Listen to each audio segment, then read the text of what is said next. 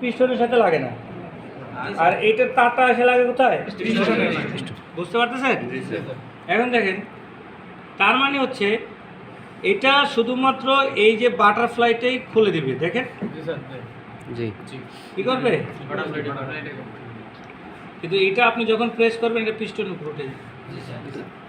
এই পার্থক্য একটা বাইরে থেকে বোঝা। এখন উন্নত যে গাড়িগুলো এবং হায়ার সিসি এবং মূল্যবান যে গাড়িগুলো, সেগুলোতে থাকে হচ্ছে আপনার এই সিবি কার্বোরেটর। হ্যাঁ, কত যেগুলো বেশি উন্নত এবং মূল্যবান, ওই সমস্ত গাড়িগুলোতে থাকে কি সিবি কার্বোরেটর।